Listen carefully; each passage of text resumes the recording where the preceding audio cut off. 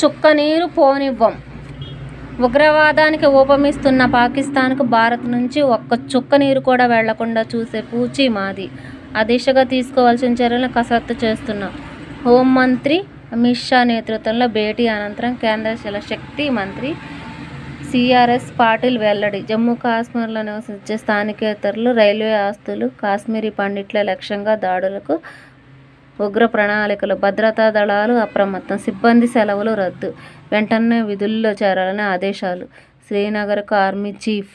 అక్కడ భద్రతా పరిస్థితి సమీక్షలో రఫేల్ గల్ఫ్ గర్జన. ఐఎఫ్ఎఫ్ యుద్ధన్యాసాలు. బందీపారాల్లో ఎన్కౌంటర్. లష్కరే కమాండర్ హతం. పహల్గాం ఉగ్రవాదుల ఇళ్లలో పేలుళ్లు.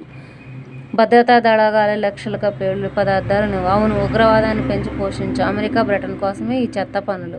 పొరపాటు గ్రహించి అనుభవిస్తున్న పాక్ రక్షణ మంత్రి ఖవాజా సంచలన వ్యాఖ్యలు. పాకిస్తానీలను వెనకకు పంపండి. ముఖ్యమంత్రి రేవంత్ రెడ్డికి అమిత్ షా ఫోన్. రాష్ట్రం తీసుకోవాల్సిన చర్యలు వివరించిన కేంద్ర హోంమంత్రి. ఒక్క పాకిస్తానీ కూడా ఉండొద్దు. అన్ని రాష్ట్రాల సీఎంలకు స్పష్టం చేసిన షా. హైదరాబాద్లో రోటా 208 మంది పాకిస్తానీలు రాష్ట్రం నుంచి తక్షణం వెళ్లిపోవాలని డీజీపీ. పీఓకు కలపలం. ఉగ్రమూకలకు గట్టిగా బదిలీ ఉండి ఇందిరమ్మను ఆదర్శంగా తీసుకున్న ప్రధాని మోదీకి సీఎం రేవంత్ కేంద్రానికి అండగా ఉంటామని వెల్లడి. పహల్గాం దాడికి నిరసనగా హైదరాబాద్లో కొవ్వొత్తుల ర్యాలీ పాల్గొన్న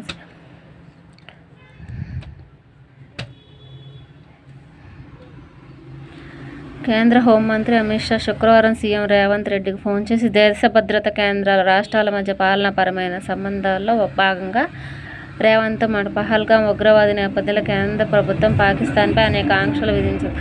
ఇందులో భాగంగా దేశంలో ఉన్న పాకిస్తానీలను నెలాఖరు కల్లా తిరిగి పంపించాలని నిర్ణయించింది. ఈ క్రమంలో అమిత్ షా అన్ని రాష్ట్రాల సీఎంలకు ఫోన్ చేసి కేంద్ర ప్రభుత్వం